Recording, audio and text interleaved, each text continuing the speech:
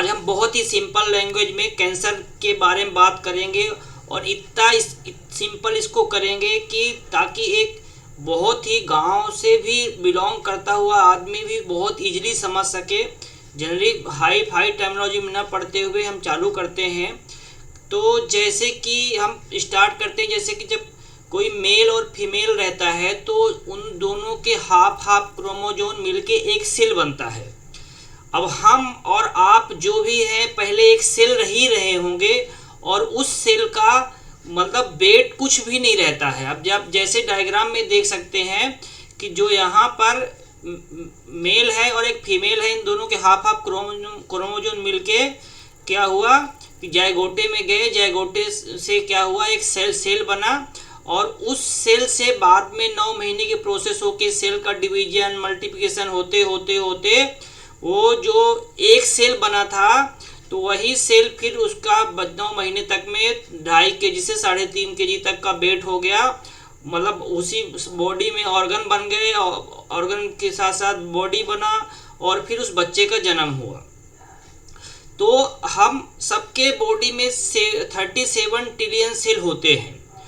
तो अब 37 ट्रिलियन जो सेल होते हैं तो जब वो पहले दिन वो माँ के पेट में होता है वो एक ही सेल होता है और उस एक सेल से हम जैसे पूरा शरीर बन जाता है पूरा, वैसे ही चूंकि क्यों होता है क्योंकि सेल का डिवीजन होता है, मल्टीप्लाई होते हैं, तो इसलिए ये प्रोसेस होती है और ये प्रोसेस ही बहुत ज़रूरी होती है। तो इसमें आप ये देखें कि देखिए कैसे यहाँ पर जो है तो एक 9 महीने बाद यहाँ पर देखिए बच्चा आ गया है जो कि मतलब पैदा हो जाएगा बाद में। अब यहाँ पर क्या है कि जैसे कि ये जो सेल होता है तो ये देखिए जो एक सेल है यहाँ पर, एक सेल से 2 सेल बने और फिर उनसे सबसे 2 बने। मतलब ये समझिए कि एक आदमी को 2 बच्चे पैदा करने हैं। जैसे कि हम लोगों में है कि भाई 2 बच्चे ही पैदा करना है, फिर 2 से फिर 2 बच्चे पैदा करना है। तो आप इसको ऐसा समझने के लिए ले सकते हैं। तो इन्होंने हर सेल जो 2 सेल में डिवाइड हो रहे हैं। इन सेल के अंदर क्या होता है, इनको न्यूक्लियाई में इनके क्रोमोजोम होते हैं और उन क्रोमोजोम में ऑलरेडी डीएनए होता है जो कि इनकी प्रोग्रामिंग फिक्स रहती है कि आप कि इस सेल को कितने दिन जीना है।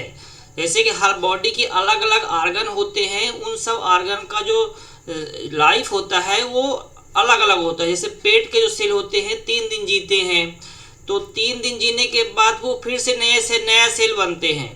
अब चूंकि ऐसा नहीं, अब जैसे कि पेट का जो पेट हो गया, स्टोमक हो गया, उसमें भी मिलियन सेल हो गए। तो मिलियन सेल में सब एक ही दिन नहीं डेड हो जाएंगे, 3 दिन में सब मर जाएंगे, उनका सबका फ्लो रहता है। तो जैसे कि जिसका 3 दिन कंप्लीट हो रहा होगा वो डेड हो रहा होगा और उसमें से जो डेड हो रहा होगा उसकी जगह पे नया सेल ही बना देते हैं। तो ये सेल जो होते हैं इनके अंदर ऑलरेडी डीएनए होता है जो कि सिमिलर सेल बनाता है। जब कोई स्पेस वैकेंट होता है या कोई सेल कि जैसे एज कंप्लीट हो गई तो उसकी जगह पे दूसरा सेल बनता है।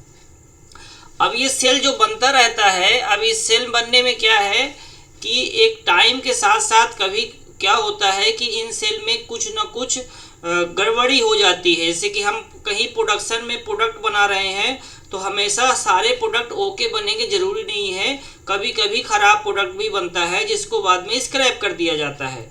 वैसे सेल भी कभी कभी ख़राब बनते हैं, ठीक है। और जैसे कि अगर किसी का गलती हो गई, फॉल्ट हो गया, तो जैसे कि प्रोडक्शन में फिर बहुत सारे ख़राब स्क्रैप प्रोडक्ट बन जाते हैं। वैसे ही जब हम कोई केमिकल यूज करते हैं बॉडी में या अपने बॉडी क्लॉक को डिस्टर्ब करते हैं तो हमारे शरीर में भी कुछ सेल खराब बनते हैं।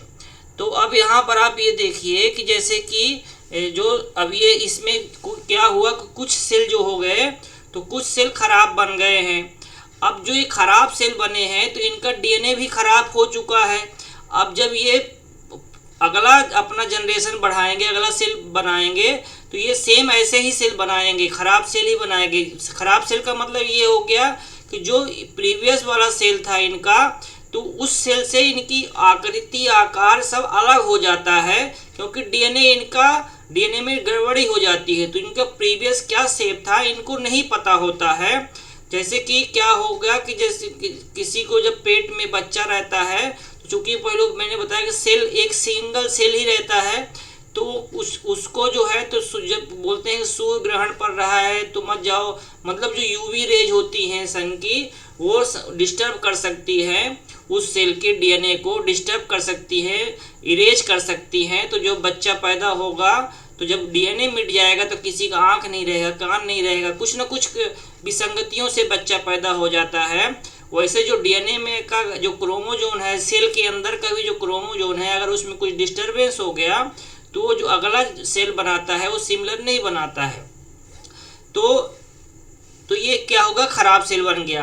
अब चूंकि हमारे बॉडी का इतना बढ़िया मैकेनिज्म भगवान ने बना रखा है कि जैसे अगर कोई सेल खराब बन भी गया तो हमारे वाइट ब्लड सेल में क्या होता है कि वाइट ब्लड सेल में हमारे जो मोनोसाइट्स होते हैं, तो ये मोनोसाइट क्या करते हैं कि इस सेल को, जो खराब सेल है, उसको जाके खा लेते हैं, और खाने के बाद क्या करते हैं, ये अपने बॉडी में ही एक ऐसे टाइप का शेप बना लेते हैं जिसको डेंटिक सेल बोलते हैं। ये देखिए यहाँ पर दिख रहा है, हल्का सन जैसा दिख रहा है, ये डेंटिक सेल हो गया।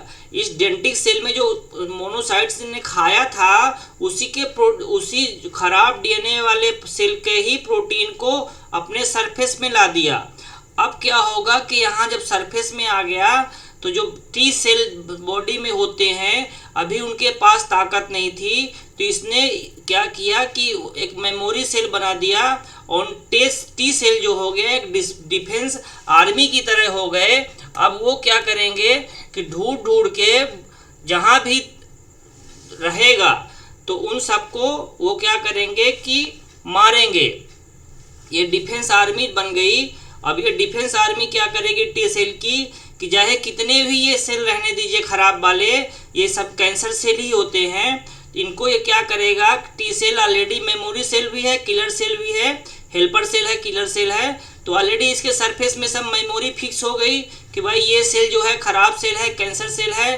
तो ये हमारे टी सेल जो रिजर्व फोर्स है हमारी बॉडी के इम्यून सिस्टम की, इन सारे सेलों को वो जाके किल कर देगी, पंचर कर देगी, खा लेगी और ख़त्म कर देगी। तो इससे क्या मालूम पड़ रहा है, इससे ये मालूम पड़ रहा है कि हमारे बॉडी में ऑलरेडी जो है तो कैंसर सेल दिन में मिलियन टाइम्स बनते रहते हैं, पर हमारा वाइट ब्लड सेल का जो मोनोसाइट है, डेंटिक सेल, मिल करके उसको किल करते रहते हैं, उसको खाते रहते हैं, जिसकी वजह से अब हमारा जो ये वाइट ब्लड सेल की जो उम्र रहती है वो 3 हफ्ते रहती है, और जो हमारा ये डेंटिक सेल है ये हर घंटे में 5000 टी सेल बना सकता है। हर घंटे में 5000 टी सेल बना सकता है, तो और 3 हफ्ते जीना भी है इसको। तो आप समझ सकते हैं कि ये कितनी आर्मी बना सकता है जो कि इस कैंसर सेल को खाने के लिए रहेंगे। ये सबसे अच्छी बात है कि हमारे अच्छे सेल को नहीं खाते, क्योंकि हमारे बॉडी के इनर अंदर के ही सब पार्ट हैं, उनको पता है कौन अच्छा है कौन खराब है। जैसे अगर हम कहीं काम कर रहे हैं तो हमें पता रहेगा कि ये प्रोडक्ट ओके है, ये स्क्रैप है तो हम स्क्रैप को ही स्क्रैप करेंगे, ओके को स्क्रैप नहीं कर देंगे।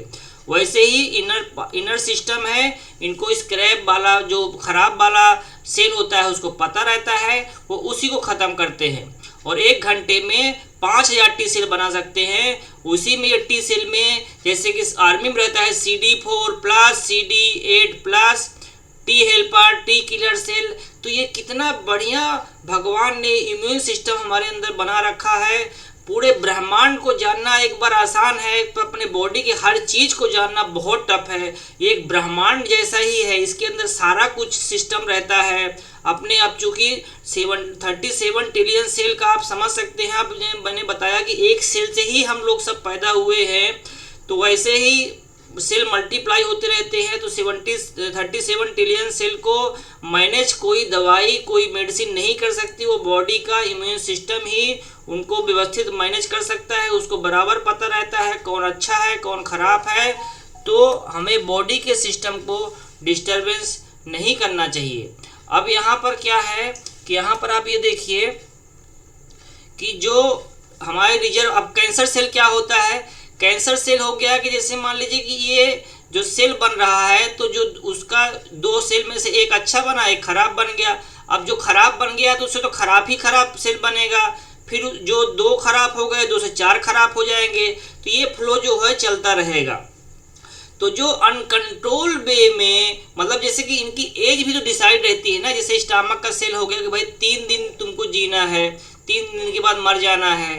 तो जब इनका डीएनए ही मिट गया खराब सेल का, तो इनको पता ही नहीं कितने दिन बाद इनको मरना है, तो ये मरते ही नहीं, जीते रहते हैं।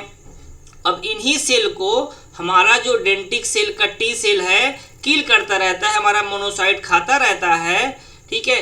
पर एक टाइम अगर ऐसा आता है कि हमारा, अगर हम ऐसे, हमारा गलत लाइफ स्टाइल है, तो हमारा जो वाइट ब्लड सेल है उसमें हमारी उसकी संख्या कम हो जाएगी और ये कैंसर सेल की ज़्यादा हो जाएगी। अब आप ये समझिए जैसे कैंसर सेल 1000 बना, पर हमारा वाइट ब्लड सेल 990 ही है। एक बोलने समझाने के लिए, ऐसा होता नहीं एग्जैक्ट में, एग्जैक्ट किसी को भी पता नहीं है। तो जो 990 तो किल कर दिया, अब 10 जो बाकी हैं तो 10 से भी तो अपना वो जनरेशन बढ़ा रहे हैं। अब हमारा फिर से वो बन के 1000 हो गए, फिर से हमारा बॉडी जो है तो 990 ही हो पाया, तो फिर से किल किया पर फिर से 10 बच गए। तो ऐसे ही क्या होते हैं, जो बचते बचते एक्यूमुलेट होते रहते हैं अनकंट्रोल वे में, क्योंकि यहाँ इनको 3 दिन में मरना रहता है। हो सकता है मरे ही ना, 10 दिन जीते रहे, 1 साल जीते रहे। तो ये अनकंट्रोल वे में स्प्रेड होते रहते हैं और ये स्प्रेड होके अगर दूसरे पार्ट में फैल सकते हैं, मतलब इसको क्या बोलते हैं, मलिंगेंट्स बोलते हैं। अगर दूसरे पार्ट में फैल सकते हैं तो उसको ही कैंसर बोला जाता है। तो अब यहाँ पर कैंसर का भी क्या होता है, फिर 2 टाइप हो जाता है। 2 टाइप में क्या होता है, एक होता है बेनाइन ट्यूमर और एक होता है कैंसरस ट्यूमर। अब जो बेनाइन ट्यूमर होता है वो एक ही जगह पे ट्यूमर रहता है, ये कैंसरस नहीं होता है। पर जो दूसरा ट्यूमर है वो क्या है कि वो ट्यूमर एक जगह से दूसरी जगह पर जा सकता है और ये कैंसरस होता है। तो वहीं पर जो मलिंगेंट ट्यूमर रहते हैं उसके कौन कौन से टाइप रहते हैं, कार्सिनोमास रहता है, मतलब त्वचा का कैंसर। सार्कोमास रहता है, ये हड्डियों का कैंसर होता है। लिम्फोमास होता है, ये लिम्फ नोड में डेवलप होता है, इम्यून सिस्टम में डेवलप होता है। ल्यूकेमियास होता है, ये बोन मैरो में डेवलप होता है, मतलब खून से रिलेटेड ब्लड कैंसर जिसको बोलते हैं। एडेनोमास होता है, इन थायराइड में होता है, पिट्यूटरी ग्लैंड में होता है, एड्रेनल ग्लैंड में होता है, अदर ग्लैंड में होता है। तो ये हो गया मलिंगेंट ट्यूमर के टाइप। अब यहाँ पर देखिए जो विश्वरूप राज चौधरी सर हैं वो क्या बताते हैं कि इंडोलेंट कैंसर सेल और एग्रेसिव कैंसर सेल। तो जैसे कि हमने बताया ही पिछले स्लाइड में कि जो कुछ कैंसर खराब सेल बनते रहते हैं उनको हमारा मोनोसाइट खा लेता है, पर वो नुकसान नहीं पहुंचा पाते, वो बनते हैं और ख़त्म होते जाते हैं, बनते हैं ख़त्म होते जाते हैं। वो कंटिन्यूअस दिन में कितनी बार होता है, लाखों बार होता है। तो इसको ही इंडोलेंट कैंसर सेल बोलते हैं। दूसरा हाँ, इंडोलेंट एक ये भी रहेगा कि अगर बन गया किसी जगह पे पड़ा है ट्यूमर बन के, वो कुछ नुकसान नहीं कर रहा बॉडी को, तो उसको भी इंडोलेंट ही बोलेंगे। एग्रेसिव कैंसर सेल क्या होता है कि मतलब ये एक ब्रांच, जैसे यहाँ पर देखिए खराब बन गया सेल, अब वो खराब से खराब ही खराब बनता जा रहा है और हमारा मोनोसाइट जो है, मतलब वाइट ब्लड सेल, उसको किल नहीं कर पा रहा है। कुछ ना कुछ मतलब किल तो कर रहा है पर कुछ बच जा रहा है और उसकी जनरेशन बढ़ती जा रही है। और जहाँ पर जैसे स्टमक का सेल का 3 दिन में मरना चाहिए थी, 1-1 साल जी रहे हैं। तो जब 1-1 साल जी रहेंगे और अपनी जनरेशन बढ़ाते रहेंगे तो बहुत तेज़ी से ये फैलता रहता है और फैलते फैलते एक जगह पे ट्यूमर बन जाएगा और फिर वो ट्यूमर से वो दूसरी जगह पे भी ट्यूमर फैल सकता है। वहाँ से ब्लड, चूँकि ब्लड के थ्रू तो फ्लो होगा, दूसरी जगह पे पहुँच जाएगा। तो इसको बोलते हैं कैंसर, एग्रेसिव कैंसर सेल। तो वही विश्वरूप सर का जो पहला रूल है वो बोलते हैं कि सभी के बॉडी में जो है इंडोलेंट कैंसर सेल होता ही है। देखिए यहाँ पर सबके शरीर में इंडोलेंट कैंसर सेल होता ही है। अब जब सबके शरीर में इंडोलेंट कैंसर सेल होता ही है तो मतलब इसके लिए कोई टेस्ट मेथड है ही नहीं कि जो कि ये डिफ्रेंशिएट कर सके कि ये इंडोलेंट कैंसर सेल है कि ये एग्रेसिव कैंसर सेल है। तो दूसरा रूल ये है कि कोई इसके लिए टेस्ट मेथड ही नहीं है। अब जिससे भी टेस्ट करेंगे तो ये तो इंडोलेंट वाले कैंसर सेल को भी कैंसर ही ना पिक करेगा, क्योंकि ये भी तो खराब ही सेल है ना, बस इसमें संख्या कम है, इसमें संख्या ज़्यादा है। पर वो तो इसको भी खराब ही कंसीडर करते हुए इसको भी कैंसर ही बोल देगा। तो जो टेस्ट मेथड है वो डिफ्रेंशिएट नहीं करती, वो इंडोलेंट कैंसर सेल को भी कैंसर बोल देंगी, और उसमें के बाद जब इस कैंसर का इलाज चालू होगा तो इलाज अपने आप में बहुत ही मतलब डेंजर है। अगर आपका इंडोलेंट कैंसर सेल रहेगा तो इलाज की वजह से वो एग्रेसिव में कन्वर्ट हो जाएगा, ऐसा रिसर्च पेपर बोलते हैं। और जो विश्वरूप सर की बुक है, आप इसमें रैबिट टोर्टॉइज मॉडल, उसमें भी आप पढ़ेंगे। जो हमारे बॉडी में 99% सर्कुलेटिंग ट्यूमर होते हैं वो कभी भी सेकेंडरी फॉर्म में मैच्योर ही नहीं होते हैं। और दूसरा एक स्टडी ये भी हुई कि जो लोग मर गए थे तो वो कैंसर से नहीं मरे थे, ऐसे लोगों को का जब ब्लड सैंपल लिया गया तो जब थायराइड का स्पेसिमेन लिया गया तो 100% स्पेसिमेन में जो है तो कैंसर पाया गया।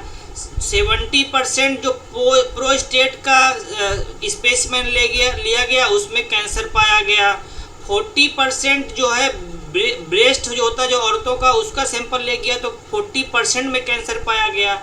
तो मतलब जो जिनकी कैंसर से डेथ भी नहीं हुई थी तो इसमें से ऐसा कैंसर उनको स्पेसिमेन में मिल रहा है। इसका मतलब रेगुलर लाइफ में भी जो लोग चेक कराते हैं उनको कैंसर नहीं भी आता है, पर उस टेस्ट मेथड की वजह से उनको कैंसर बोल दिया जाता है, क्योंकि वो एग्रेसिव और इंडोलेंट कैंसर में जो करंट में टेस्ट मेथड है वो डिफ्रेंशिएट नहीं कर सकती है।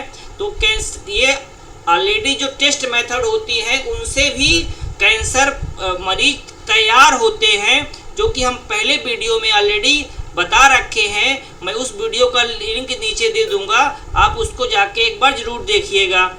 अब होता क्या है कि हमारे बॉडी में नॉर्मल सेल होता है, फिर आर्टिफिशियल सेल में कन्वर्ट होता है, फिर कार्सिनोमा इन सितु होता है, उसके बाद स्टेज 1 कैंसर, फिर स्टेज 2, स्टेज 3, उसके बाद फिर ये फैलना चालू होता है। डिक्टेबल मेटास्टेसिस का मतलब होता है एक ऑर्गन से दूसरे ऑर्गन में फैलना, और उसके बाद फिर कैंसर डेथ होती है।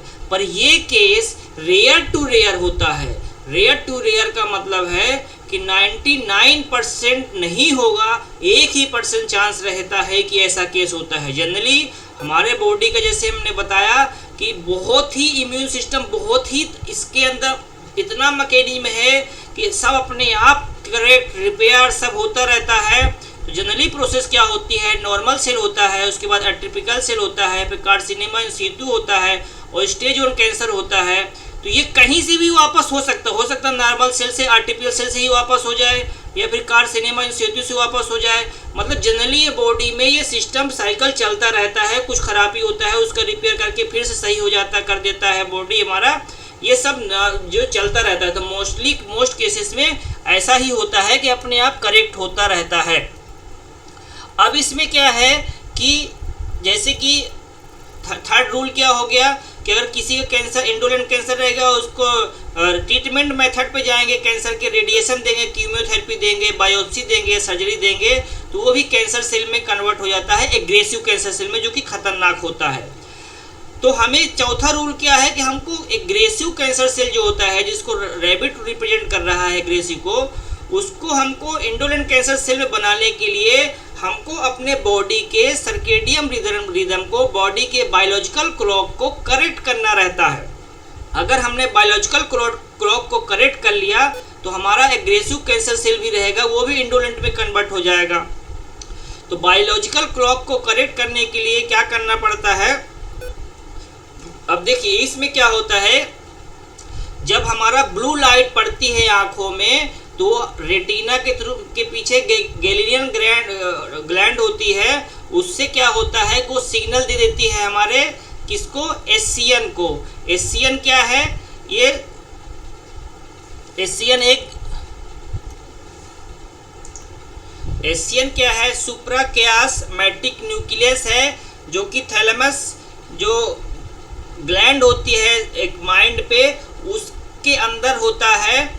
और ये क्या करता है कि जब इसके पास गैलेरियन ग्लैंड से जो मैसेज आता है, गैंग्लियन सेल से जो इसके पास मैसेज आता है एससीएन के पास, वो पीनियल ग्लैंड को दे देता है। और पीनियल ग्लैंड क्या है कि ये अगर लाइट रहेगी, लाइट ऑब्जर्व किया होगा हमारा गैंग्लियन ग्लैंड, तो वो क्या होगा कि पिनियल ग्लैंड जो है तो मेलाटोनिन हार्मोन को रिलीज नहीं करेगा। पर अगर वो उसमें नाइट अंधेरा फेस करेगा एशियन, तो क्या करेगा, पिनियल ग्लैंड को मैसेज देगा, और पिनियल ग्लैंड क्या है कि मेलाटोनिन हार्मोन रिलीज करेगा। अब मेलाटोनिन हार्मोन रिलीज कब होता है, जब हमारा बॉडी चाहता है कि अब सो जाओ। अब आप देखिए जो अर्थ होती है वो सन की तरफ रहती है, और सन की तरफ घूमते घूमते अपने एक एक्सिस में रोटेट होने के लिए 24 आवर लेती है। तो वैसे ही जितने भी ऑर्गेनिज्म हैं, चाहे मनुष्य हो, जीव जंतु हो, पेड़ पौधे हो, उनके अंदर का एक सेल के अंदर ही भी बॉडी क्लॉक होता है, और उनका भी साइकिल जो होता है 24 आवर का होता है। अब वो 24 आवर में साइकिल कंप्लीट होता है, तो जब सूर्य का दिन रहेगा तो उनका भी दिन रहता है सेल का। जब सूर्य एक डूब जाता है तो उनका भी नाइट हो जाती है, उनका भी डार्क हो जाता है। तो उसके हिसाब से ही जब रात को जो हार्मोन रिलीज होने चाहिए वो रात को करते हैं, और जो डे में रिलीज होने चाहिए तो बॉडी डे में करती है। तो जब भी हम रात को जगते हैं और जबकि मेलाटोनिन हार्मोन रिलीज होता है तो हमको सोना चाहिए, और दिन में कार्टिसोल जो है हार्मोन रिलीज होता है, ताकि हमको दिन में काम करना है तो हमें शरीर में अलर्टनेस चाहिए दिन में काम करना है तो शरीर में अलर्टनेस चाहिए।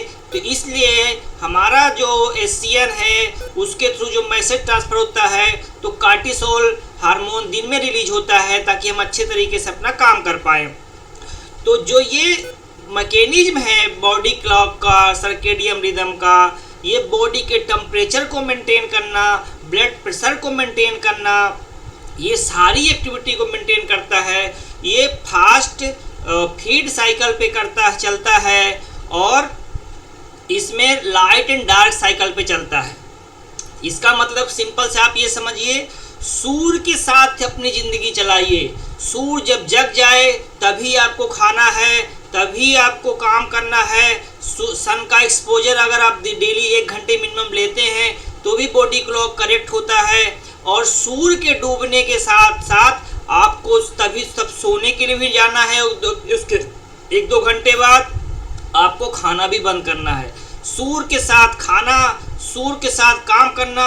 सूर्य डूब जाता है तो आपको खाना नहीं खाना, सूर्य डूब जाता है तो आपको सोना है। सूर्य के डूबने के बाद आपको कम लाइट यूज करना है, क्योंकि ब्लू लाइट जनरली देखा जाता है कि इसका रेडियो वेव बहुत ज़्यादा होता है। तो अगर रात में भी आप लाइट जला के बैठे हैं, लाइट्स यूज कर रहे हैं, तो जो आपका एशियन है वो कंफ्यूज रहता है, उसको लगता है कि अभी भी दिन है, तो उसके हिसाब से वो मेलाटोनिन हार्मोन रिलीज ही नहीं होता। और इनकी मेमोरी इतनी तगड़ी होती है कि अगर आप रात को 10 बजे सोएंगे तो मेलाटोनिन वो रिकॉर्ड कर लेता है कि 10 बजे। अब उसको घड़ी थोड़ी पता है, वो उसके अंदर जो घड़ी है उससे बहुत बड़ी वाली घड़ी है, वो 10 बजे उसको पता हो जाता है कि 10 बजे क्या है कि ये आदमी सोता है तो 10 बजे ही फिर मेलाटोनिन रिलीज करेगा। जो आदमी 2 बजे रात सोता होगा तो उसका 2 बजे रात मेलाटोनिन रिलीज होगा। बॉडी के अंदर जो एक्टिविटी आप जिस टाइम पे करते हैं, बॉडी वो उस टाइप के हार्मोन को उसी टाइम पे रिलीज करता है। ये बॉडी के अंदर का मैकेनिज्म होता है। आप जब भी सोते होंगे उसी टाइम पे नींद आएगी, जिस टाइम पे सुबह जगते होंगे उसी टाइम पे नींद खुलेगी, और जिस टाइम पे आपको पेशाब जाना, टॉयलेट जाना, वो सारा कुछ फिक्स होता है, सब इनके मेमोरी में रिकॉर्ड होता है। तो आपको अगर सर्केडियन रिदम बॉडी क्लॉक को करेक्ट करेंगे तभी कैंसर जैसी बीमारियों से बचेंगे, और अगर कोई सफ़र कर रहा है तो उससे ऑलरेडी वो ठीक भी हो सकता है। तो सर्केडियन रिदम को करेक्ट करने के लिए क्या रहता है कि आपको सूर्य के साथ ही चलना। अब जनरली रात को 8 बजे के बाद क्या होता है कि हमारा जो पैनक्रिया है सो जाता है। अब जब पैनक्रिया हमारा सो जाता है उसके बाद हम खाना खाएंगे तो खाना कहाँ से पचेगा? खाना पचेगा नहीं, ग्लूकोज सेल में जाएगा नहीं, उनको एनर्जी मिलेगी नहीं, तो क्या होगा? डिस्टर्बेंस क्रिएट होगा। तो जनरली आपको 8 से 10 घंटे के ब्रैकेट में खा लेना है और 14 से 16 घंटे बॉडी को रेस्ट देना है।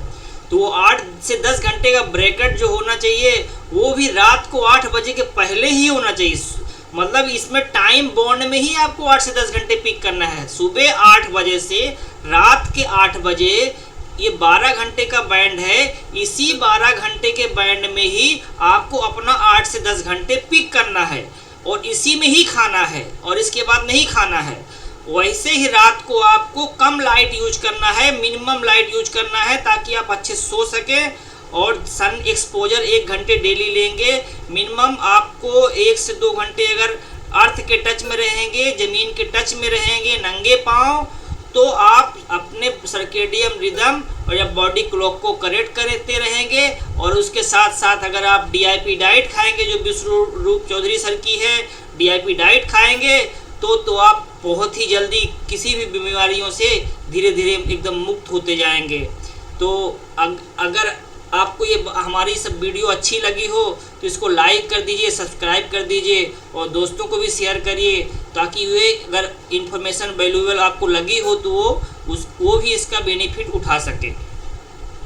अच्छा, एक चीज़ बताना रह गया, ये बता देता हूँ कि अगर किसी को आदमी को जानना है कि उसका सर्केडियम रिदम जो है, बॉडी क्लॉक बिगड़ गई है कि नहीं बिगड़ी है, तो उसको सिंपल देखना है। आपको सुबह 10 बजे का अपना ब्लड प्रेशर चेक करना है और रात का 10 बजे का चेक करने का। रात का 10 बजे का ब्लड प्रेशर 10 से 20% घटना चाहिए। आप ऐसा समझिए, अगर सुबह किसी का 120 ब्लड प्रेशर है तो रात वाला ब्लड प्रेशर 100 या 110 के बीच होना चाहिए। अगर ऐसा नहीं है तो आप समझिए आपका सर्केडियम रिदम या बॉडी क्लॉक डिस्टर्ब हो चुका है और आगे चल के आप हार्ट अटैक की तरफ बढ़ने वाले हैं। सेम वैसे ही क्या है, आपका बॉडी का टेम्परेचर सुबह 6 बजे कम रहता है और रात को 6 बजे ज़्यादा होता है। तो कितना ज़्यादा होता है ये, इसमें 0.6 जो है तो बढ़ना चाहिए, 0.6 से कम बढ़ना चाहिए। एवरेज 37 डिग्री सेंटीग्रेड रहता है तो मतलब 0.4 बढ़ जाए, 0.5 बढ़ जाए, पर बढ़ना ही चाहिए। सुबह के टेम्परेचर से रात वाला टेम्परेचर बढ़ना ही चाहिए। वैसे ही क्या है, जब आप रात का जो आपका यूरिन का आउटपुट होता है, तो जब सुबह आप जगते हैं तो सुबह जगने पे जो आपका यूरिन निकलती है वो रात के यूरिन के आउटपुट से 3 गुना होनी चाहिए। अगर आपकी ऐसा है तो मतलब आपका सर्केडियम रिदम ठीक है। अगर आपका ऐसा गड़बड़ है तो आप ये समझिए आपको सर्केडियम रिदम करेक्ट करने की ज़रूरत है, नहीं तो आगे चल के आप बीमारियों की तरफ बढ़ेंगे। तो आपको स्वस्थ रहने के लिए, ना कि कैंसर, किसी भी बीमारियों से बचने के लिए और हमेशा स्वस्थ रहने के लिए आपको सर्केडियम रिदम को करेक्ट रखना है। तो सर्केडियम रिदम को करेक्ट रखने के लिए आपको 8 से 10 घंटे के बैंड में खाना है। रात को 8 बजे के बाद कभी भी नहीं खाना है। तो 8 से 10 घंटे का बैंड सुबह 8 से रात को 8 बजे भी आप डिसाइड कर सकते हैं। DIP डाइट खाना है। DIP डाइट हमेशा लोग खाने वाला चीज़ देखते हैं, क्या नहीं खाना है उसको जनरली मिस कर देते हैं। तो क्या नहीं खाना है वो भी आप पढ़िए DIP डाइट में। सीधा हम स्ट्रेट फॉरवर्ड बोल देते आए हैं कि आपको पैकेट वाले फूड या एनिमल प्रोटीन नहीं खाना है। विशेषकर आप लाश जो आप खाते हैं वो लाश मत खाइए। लाश इंसानों बस की नहीं होती। कोई भी जीव जंतु, कीड़ा मकोड़ा, पक्षी, जिसके अंदर से जान चली गई वो लाश ही है। और अगर आप लाश खा रहे हैं तो आप भूल जाइए कि आप कभी भी स्वस्थ रहेंगे। आप अभी स्वस्थ भले दिख रहे होंगे पर कभी आगे चल के ऐसी बीमारियां आती हैं कि बाद में आदमी सफ़र कर जाता है। तो इसलिए आप लाश खाना बंद करिए, DIP डाइट फॉलो करिए, सन के संपर्क में रहिए, अर्थ का एक्सपोजर लीजिए, अर्थ के टच में रहिए, फिर देखिए आप कैसे स्वस्थ नहीं रहते। बिल्कुल हमेशा स्वस्थ रहेंगे और कोई भी बीमारी रहने दीजिए, कितनी बड़ी से बड़ी बीमारी रहने दीजिए, आप स्वस्थ ही होंगे। इसलिए ये मेरा वीडियो बनाने का पर्पज़ था कि आप कैंसर से डरे नहीं, आप इसको समझें ताकि आप अपने लाइफ को अच्छा बना सके, आप अपने जानने वालों की लाइफ को अच्छी बना सके। आपको हमारा वीडियो अच्छा लगा हो तो इसको लाइक कर दीजिए, सब्सक्राइब कर दीजिए और अपने दोस्तों को शेयर कर दीजिए ताकि ये जो वैल्यूएबल इन्फॉर्मेशन है वो उन तक ही पहुँचे, वो भी इसका बेनिफिट उठा सके।